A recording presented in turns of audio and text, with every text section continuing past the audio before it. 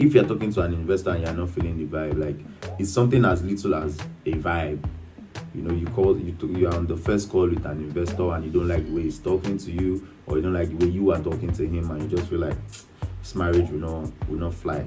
So it's easier to just terminate everything from that point and look for another investor elsewhere. Most of the startups in Nigeria and Africa as a whole are funded by international investors, majorly coming from the US. So you see, when they're investing in startups, they invest in dollars. So one, Shola says to do your DD, and by DD he means due diligence. So he says do your due diligence on your investors, because your investors will do their due diligence on you.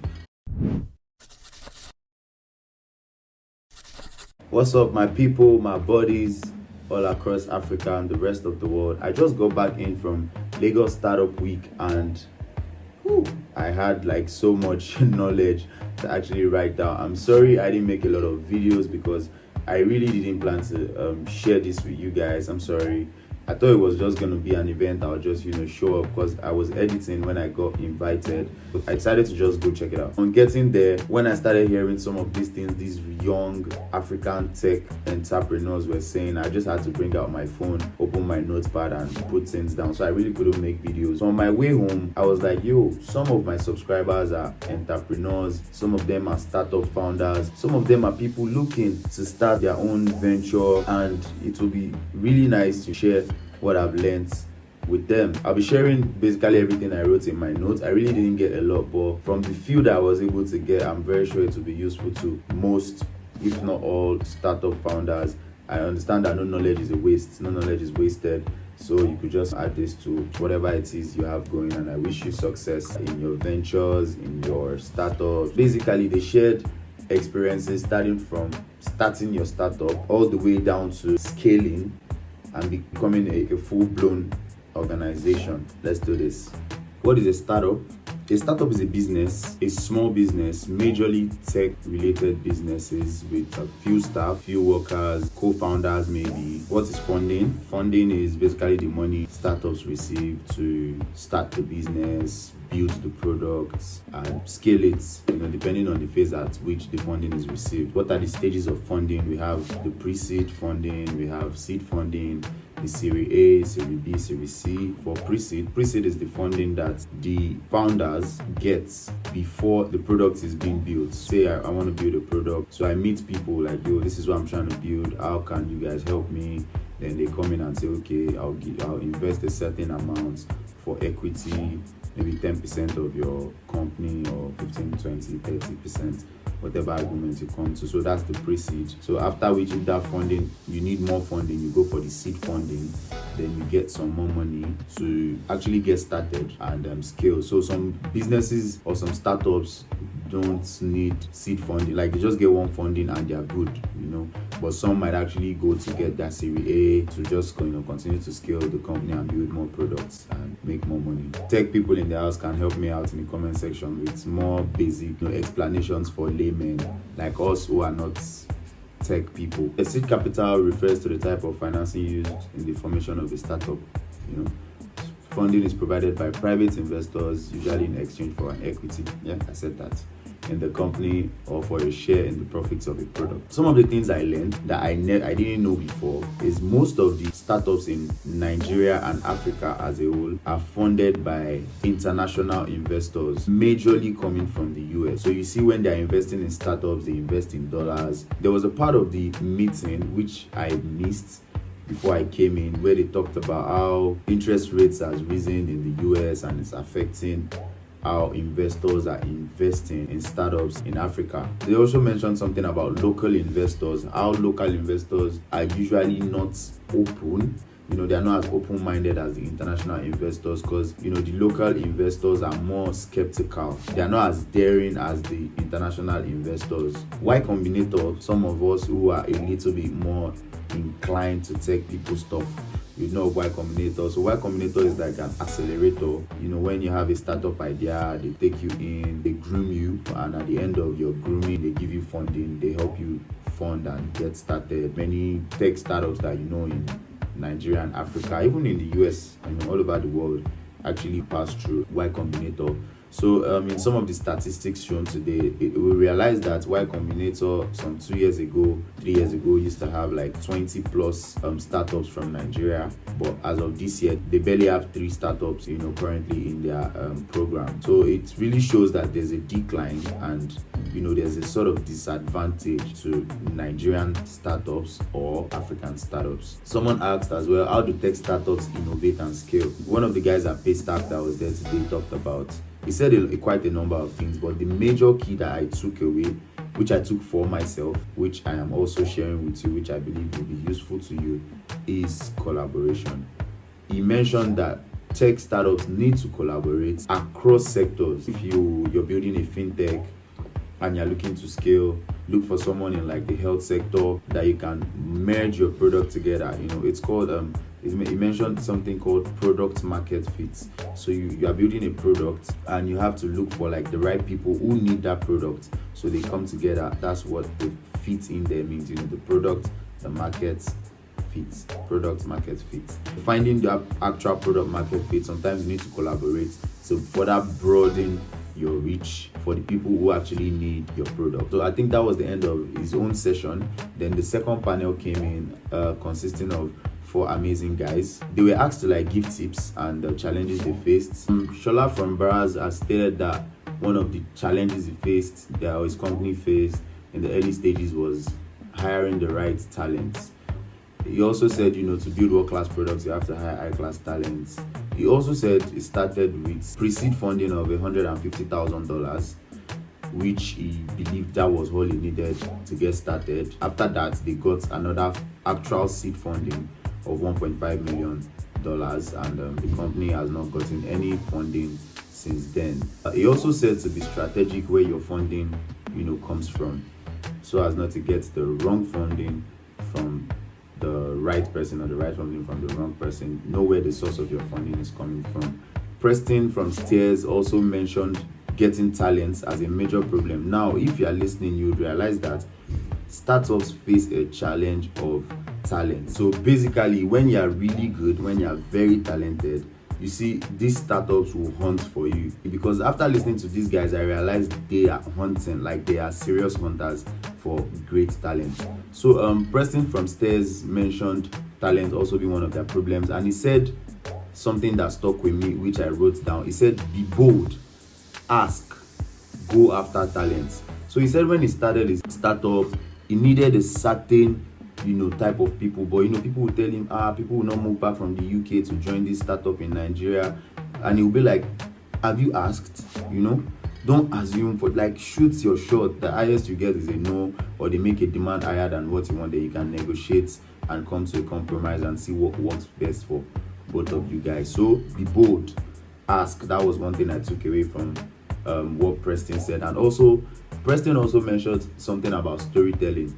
So you could be a very good entrepreneur. You've got the idea, you've got like the numbers, the finance is good, the numbers are good on the books, but you have to be able to sell your story to the investors so you can get your funding, and also sell the story to your customers so they can also buy into your product. He also talked about building a good team, which goes back to hiring talent. So when you have the best ideas, you also need to have the best of people in your team who put in as much effort as you do as well. Yeah, that was all I got down from Preston and from Naj of Eden Life. He actually said a lot of things, but I picked 2 things down. The first thing he said, when starting your company, you need missionaries. As you grow, you need mercenaries. Now, when I typed that down, I didn't get it. Then he went further to explain that missionaries are the ones who stick with you, like people who start the business with you because they believe in you and they believe so much in the product. People who will give their all to make sure the product comes to life. Missionaries. Then he says when the product grows to a certain space, you start needing corporate athletes. Use those words, corporate athletes. You start needing corporate athletes to actually move the business to the next level, because these people are disciplined to the extent that they know what to do and when to do it, and these people are mercenaries. They do what needs to be done when it needs to be done, regardless of whatever. And he also said to use social media, because he mentioned he used social media to hire talents when they also first started. So if you're here and you're a tech guy or you're a very skillful person, don't be shy. Like, don't lock yourself behind your camera, don't lock yourself behind your keypads. Put yourself out there as much as you can. Even if you are not a video person or Instagram person, there's Twitter. Go on Twitter and just type and share some of your work, post your portfolio, and hopefully you get a chance with these really big companies that are looking to hire great talents on the continent. I'm rooting for you. Don't forget, the panel was done and it was the time for questions. And a lot of people were asking questions, but I took down 3 important questions which I really loved, so I took them down. And someone asked Shola from Brass to elaborate on not every money is good money. Shola said not every money is good money, so someone asked him to elaborate. Shola mentioned that the terms of the funding could be wrong. Some people want to give you funding, but then they want a arm and a leg in return. So you need to understand that those kind of funding will not be good for your company, because at the end of the day, you have to be the one to build it. It is your company. It is yours to build, right? Some investors will give you money and want to be like neck deep in the business with you, like, yeah, take this step and be like controlling the business. So you have to understand that those kind of funding will do you more harm than good. And he also mentioned that getting an investor on board is easier than divorcing them. So getting someone on is harder than just terminating everything and going your separate ways when you start. So it's better not to get such funding than to get it and have a problem with it. Someone also asked Shola, what are the red flags to look out for when looking for investors? Shola said quite a number of things, but again, I wrote 2 things down. So one, Shola says to do your DD, and by DD he means due diligence. So he says do your due diligence on your investors, because your investors will do their due diligence on you. So before anybody just comes to invest $150,000 in your venture, they will do some background checks on you to see, okay, what's your history with businesses? What's your history with money? Do you have any legal issues? Do you have police, whatever? Do you have felonies? They'll do their background check. So you also should do your background check on these people, so that you know the kind of people you're getting money from, their history with startups, to know. And in fact, he even said to reach out, check other companies they've invested in and reach out to other people who have gotten investment from them, and talk to them like, oh, what is it like investing with this person, doing business with this person. Do your own diligence and be sure within yourself that you're getting into business with someone who you would love to work with. He also said if you're talking to an investor and you're not feeling the vibe, like it's something as little as a vibe. You are on the first call with an investor and you don't like the way he's talking to you, or you don't like the way you are talking to him, and you just feel like this marriage will not fly, So it's easier to just terminate everything from that point and look for another investor elsewhere. Someone asked Preston, how does a founder position properly for sustainability? And Preston said a couple of things, and I got 3 things down. So one of them, Preston said, in startups, investors are not looking for sustainability.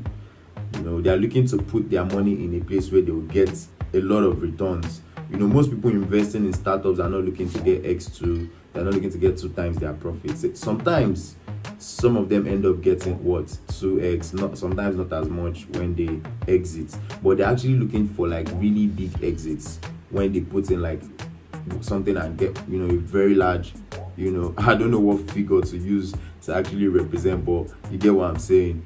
And he also said to actually position your startup properly for growth, you should put more effort into generating customer revenue rather than funding, so you don't get to like seek funding every single step of the way. And as a founder, you should create value for your customers so you can extract that value. He also talked about how they build new products to suit their current customers, saying that, okay, we are giving our customers this and they need that, so they come to us like, hey, we need this, so they build it for them, and just making sure the customers are getting value and all of that. That's literally everything I got. But now this is what I took away. After attending this, I'm feeling like I should start YouTube as a startup. If you want to invest in my channel, buy me some gear, some drones, MacBooks, everything like that, editing tools, microphones, everything, invest. Give me seed funding, so when I blow up, I'll reimburse you, and you have a certain equity on my channel or something. That could be like a new code, I don't know.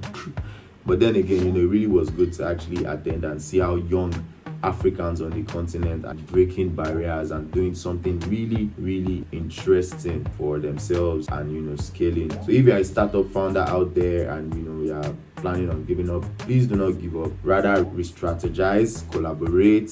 Hopefully you get some useful information from everything I've shared with you today, and we'll be back to travel content as well. And I'm also looking to do some more content, some different kind of content, meeting young entrepreneurs on the continent as well who are doing really amazing, tell their stories, because I noticed that a lot of people always want to tell the story of the big guys, people who are already big, people who have made it already. So I am looking, as a small channel here on YouTube, I'm looking to collaborate with younger entrepreneurs, entrepreneurs who are deemed, small businesses, but then they are doing really amazing for themselves, and startups alike. So I'll be reaching out, to these people, see how we can make magic happen, and tell their stories while they are growing. That really is the point. So thank you so much for watching this video to the end. I hope I've been able to provide some value for you, because I learned a lot from here and I decided to share with you. So until my next video, stay tuned, like, share, subscribe, and I'll see you on the next one. Peace out.